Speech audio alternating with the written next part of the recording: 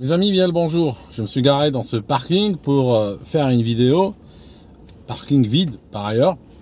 Là, à ma droite, il y a un van qui s'est garé avec un gars en casquette, me regarde. Et à ma gauche, il y a une dame qui s'est garée dans une voiture noire. Elle me regarde aussi. Je veux dire, des fois, j'ai l'impression de devenir une curiosité. Alors, aujourd'hui, je voulais vous parler de quelque chose. Je voulais vous parler de cette histoire de Crépol. Crépol c'est un lieu dit, je crois, hein, c'est pas un endroit dont on a entendu parler, hein, c'est pas un endroit qui va attirer de la foule, on est d'accord, hein, c'est un tout petit patelin. Et il y a eu une tragédie qui a pris des dimensions nationales en France.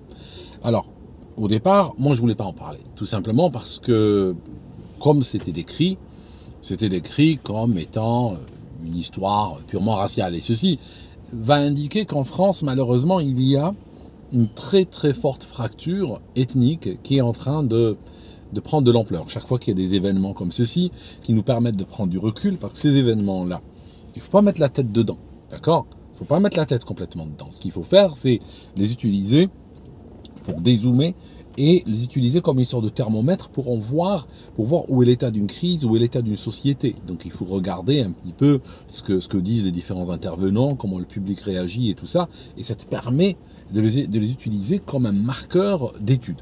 Donc, au départ, moi, ce que j'ai vu que l'histoire était extrêmement racialisée, comme je vous l'ai dit.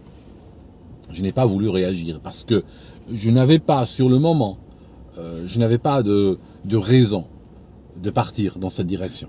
Pourquoi? Parce que, d'accord, il y a eu des groupes d'une cité, et puis de ce village de Crépol, il y a eu une grosse mêlée, ce que j'ai cru comprendre, n'est-ce pas? Ou il y a eu une grosse bagarre, si vous le souhaitez.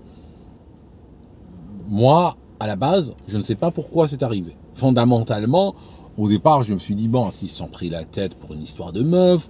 Est-ce qu'ils se sont pris la tête peut-être pour le contrôle d'un territoire? Je sais pas. D'habitude, quand il y a ce genre de choses, le plus souvent, c'est derrière, il y a une histoire d'espace, une histoire de territoire, une histoire de gang, des histoires de drogue, qui très souvent justifient ou sont les moteurs de ce type de violence. Donc, le truc, c'est que bon, j'ai commencé à me renseigner. Et puis, visiblement, les gens qui au départ avaient évoqué une piste ethnique ont malheureusement raison. Et on est en train de voir aujourd'hui, au fur et à mesure que les éléments arrivent, que c'est des jeunes de cité, d'accord, c'est des jeunes de cité, donc des jeunes issus de l'immigration, comme on dit, qui ont attaqué. Donc il y a eu, semble-t-il, 9 assaillants. Sur les 9 assaillants, il y en a 5 qui ont eu déjà maille à partir avec la justice. Donc sur les 9, il y a des mineurs et il y a des majeurs, mais tous ont eu déjà des problèmes avec la justice. Ce qui est aussi inquiétant, c'est que, parce que certains voudront dire oui, c'est un drame de l'immigration, regardez tout ça, c'est des gens qui, selon toute vraisemblance à ce stade, sont nés en France et sont français. Ça veut dire réellement ils sortent du système français. Nonobstant le fait que leurs parents ou arrière-grands-parents sont originaires d'autres contrées, de contrées du Maghreb en particulier. Mais si je regarde chez les victimes de Crépol, je peux toujours trouver quelqu'un dont la grand-mère ou la maman est venue d'Espagne ou du Portugal ou de Pologne. Hein. On peut aussi aller dans cette direction de l'autre côté et après dire qu'on a affaire à une guerre multiethnique. Bon, je cherche pas à faire du sophisme. Ce que je cherche à dire, c'est que les assaillants, d'accord, les assaillants sont le produit de la France. D'accord? C'est pas des migrants qui sont arrivés par barque-hier. Ils sont nés en France, ont grandi en France. Maintenant, quand je dis ça, n'allez pas voir que, ah oui, toi, t'es algérien, donc tu veux juste que ces gens-là ne soient pas algériens et tout. D'accord? Je comprends cette suspicion qui va peser sur moi. Et même si je la repousse, je ne crois pas que les gens vont considérer mes arguments par rapport à ça. Mais continuons. Quand je dis qu'ils sont le produit de la France, c'est pas pour accuser la France. Il ne s'agit pas de ça. C'est pour mettre les responsabilités là où les responsabilités doivent aller. C'est-à-dire que la France a opéré une immigration assez sauvage. Elle a opéré plusieurs systèmes de filtration, comme j'en ai parlé dans le passé, qui ont fait qu'elle a fini avec une immigration qui était plus ou moins, je dis ça plus ou moins, une immigration ouvrière, une immigration ne présentant pas de très forte potentialité d'intégration socio-culturelle en France. Et à partir de là, ce que le pays a fait, et c'est ça qui est très difficile à comprendre, c'est qu'à partir de là, ce que le pays a fait, c'est qu'il a mené vers ces populations-là une politique résolument nataliste.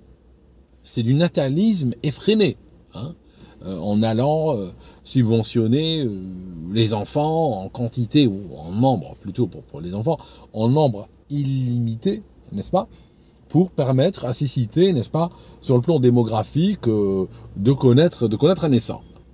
Maintenant, le problème qu'on a, c'est que, et ce que j'ai constaté en France, et ce que beaucoup ont étudié, j'avais même décortiqué à un moment donné un livre qui a été écrit par un psychiatre qui avait travaillé dans les prisons et tout ça, c'est qu'il y a un certain type, et ça malheureusement, on le voit en France. Honnêtement, on peut le voir en Algérie. Je vais pas nier, vous dire non, il n'existe pas en Algérie. Il existe en Algérie, il existe. Sauf que ce type psychologique ou ce profil psychologique en Algérie est extrêmement rare. D'accord? C'est comme, vous allez voir, je sais pas moi, les gens capables de devenir tueurs en série, par exemple. Je veux dire, ils existent. Il y en a en France, il y en a en Suisse, il y en a en Belgique, aux États-Unis. Il y en a, et il y en a eu dans le passé. Mais ce sont des profils qui sont extrêmement rares.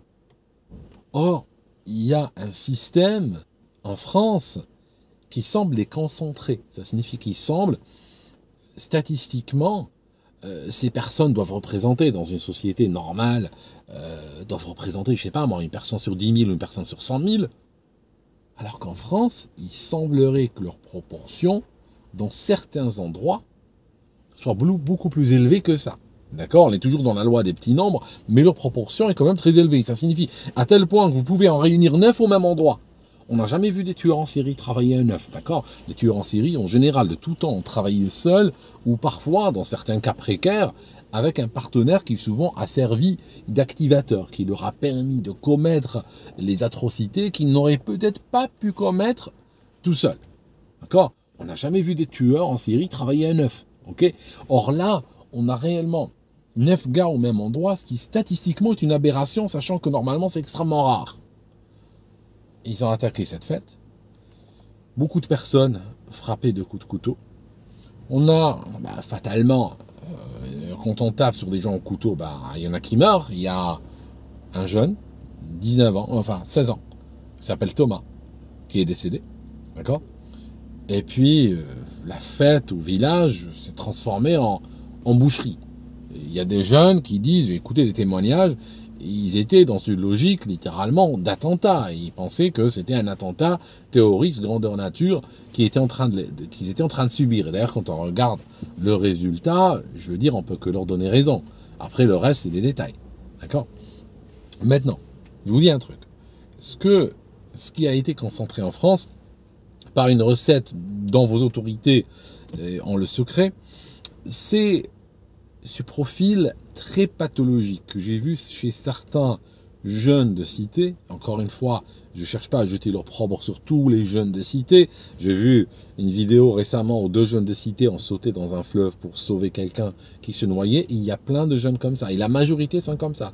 La majorité des jeunes de cité, et j'en croise et j'en vois, la majorité des jeunes de cité sont des gens sympas, sont des gens bien, sont des gens qui s'il y a un vieux qui tombe sur des rails de TER ou autre, ils vont l'enlever de là. S'il y a quelqu'un qui veut se noyer, ils vont le sauver. Je veux dire, c'est des jeunes, malgré leurs difficultés, malgré plein de trucs que vous pouvez leur reprocher, ils ont gardé leur humanité. Mais il y a un groupuscule là-dedans, dans lequel on va recruter ceux qui iront rejoindre les groupes terroristes, ceux qui partaient en Syrie par exemple, ceux qui commettent des attentats, et ceux qui sont capables de tuer gratuitement, tuer pour un regard, tuer juste comme ça, sans qu'on sache pourquoi. Ce profil existe malheureusement. Et c'est un profil extrêmement, extrêmement dangereux.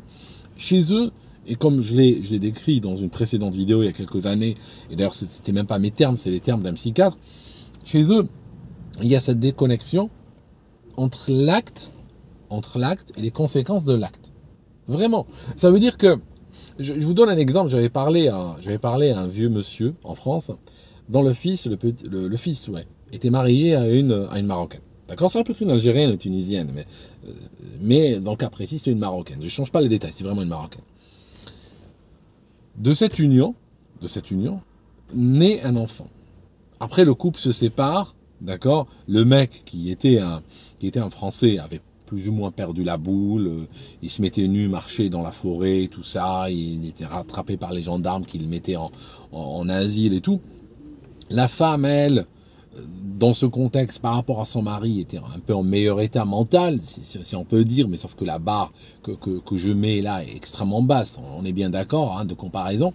Et l'enfant qui est né de cette union, quand il était gamin, il avait 5 ans, sa maman l'envoyait voler dans le supermarché du coin. C'était sa maman qui l'envoyait dans le supermarché du coin. Donc on a, d'accord, premièrement, on a des familles déficientes. Ça signifie qu'on peut avoir des familles déficientes. Des familles frappées par des problèmes mentaux, frappées des fois par l'alcoolisme, frappées par la drogue, frappées de toute manière par une misère souvent extrême. Hein. Quand je dis misère, je parle pas seulement d'argent. Je parle d'une misère spirituelle, d'une misère sociale, de l'isolation, des fois du chômage longue durée, voire même pas de chômage. Des fois même la valeur du travail n'existe pas. Donc c'est vrai que on a déjà un substrat extrêmement dégradé, d'accord. Et comme le disait le créateur, je crois, de la Croix-Rouge, il disait ça. Et il disait, on peut pas sauver l'âme d'un homme qui marche pieds nus. Vous comprenez? Donc, c'est des gens qui naissent souvent dans un substrat familial extrêmement dégradé. Alors, comme ce gamin qui a 5 ans, au lieu d'avoir des repères familiaux solides, des repères qui lui permettent de s'aiguiller dans la vie, et Dieu sait qu'il en a besoin à son âge, eh ben il a quoi? Il a un papa qui soit à poil dans les forêts avec les gendarmes qui lui courent derrière, hein, façon Louis de Funès, et puis il a une maman qui est complètement absente, et quand elle est là, il lui donne 2 claques en lui demandant ce qu'il a pu voler aujourd'hui au supermarché. Au passage, c'est une famille riche. Juste pour vous dire, ça signifie que le vol au supermarché ne correspondait pas à un impératif de subsistance. Donc elle avait de quoi nourrir son enfant, et très largement d'ailleurs. Mais elle l'envoyait parce que c'était juste par déficience, plus que par autre chose. Elle avait besoin qu'il fasse cela. Quand l'enfant a grandi, il a grandi en tant que délinquant, comme vous pouvez imaginer. Déjà à 13-14 ans, il avait déjà son couteau, il avait déjà un passif, déjà qui s'alourdissait avec les forces de l'ordre. Ce que le grand-père m'expliquer, et c'est ce qui est repris par beaucoup de psychiatres qui travaillent dans les prisons et tout, c'est la déconnexion complète et totale entre l'acte et les conséquences de l'acte. Ça veut dire le gars qui a tué ce jeune Thomas, je suis pas en train de faire son avocat, ni minimiser ce qu'il a fait, je suis en train d'expliquer, je suis en train de vous expliquer. C'est très important de comprendre le mécanisme mental. Le mécanisme mental, c'est, il prend un couteau, il tape, et puis il part. Puis après, il apprend que le gars est mort. Voilà. Il n'y a même pas de connexion chez lui entre ce qu'il a fait et les résultats. Les résultats, il s'en fiche complètement. Hein, on est bien d'accord. C'est pas quelqu'un qui va s'empêcher de dormir la nuit. Aujourd'hui, j'ai vu sur Twitter circuler le témoignage d'un homme qui a la soixantaine, qui était brisé, l'alcoolisme, médicaments, tout ce que vous voulez. Pourquoi? Parce qu'il a été chauffeur de train et que dans sa vie, il a eu à écraser des gens sur des rails. Et il l'a extrêmement mal vécu, alors que c'est absolument pas de sa faute. Il est sur un train lancé à grande vitesse, quelqu'un sort, je veux dire, sur le plan moral, sur le plan légal, sur le plan tout ce que vous voulez, sa responsabilité est exactement de 0. Le mec, il n'endormait pas la nuit. Okay, jusqu'au point, ça a détruit sa santé, ça a détruit son ménage. Il a divorcé, pour vous dire. Maintenant, on est chez ce genre de jeune, il peut frapper, donner un coup de couteau au cœur et partir.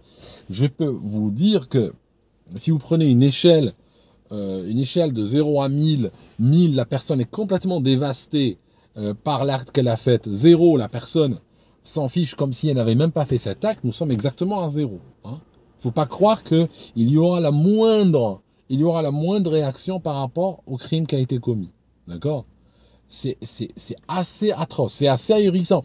J'ai vu J'ai vu un reportage sur une chaîne française, il me revient maintenant que j'en parle, sur une chaîne française où il y avait une sorte d'échauffourée sur une plage l'été. Et puis l'un des jeunes de cité avait poignardé quelqu'un. Il avait poignardé quelqu'un, bon la police arrive, ce jeune on l'arrête, on le met dans le fourgon, et les journalistes étaient là, ils étaient en train de filmer la police ce jour-là quand cette histoire est arrivée. Le jeune est dans le fourgon de police, il est assis, d'accord, à l'arrière, il y a à ses pieds une sorte de cabas avec sa serviette de bain et tout ça, les classiques quand on va à la plage, hein. Et puis il y a un des flics qui lui dit...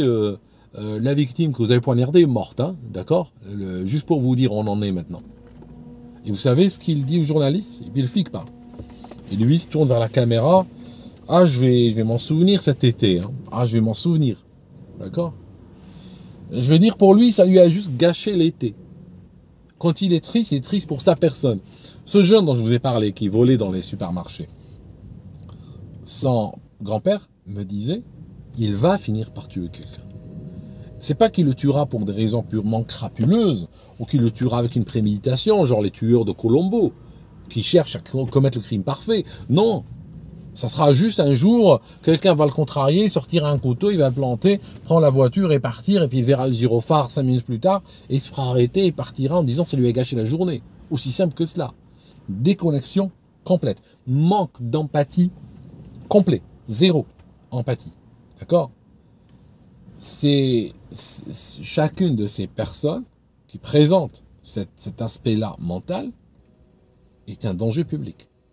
C'est absolument un danger public parce que c'est des gens qui peuvent absolument commettre des actes extrêmement extrêmes.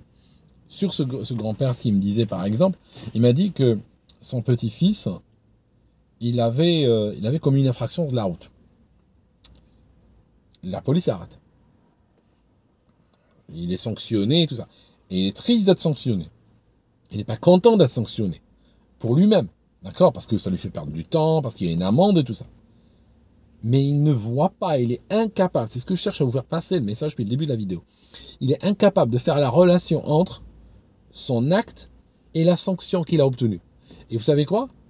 Il me dit la police part, 300 mètres plus loin, il commet la même infraction. Et il se fait arrêter encore une fois. Ça veut dire que c'est complètement, il n'y a pas moyen par une sanction qu'ils comprennent. C'est complètement perdu. Donc voilà, c'est extrêmement, j'ai vu ce genre de personnage.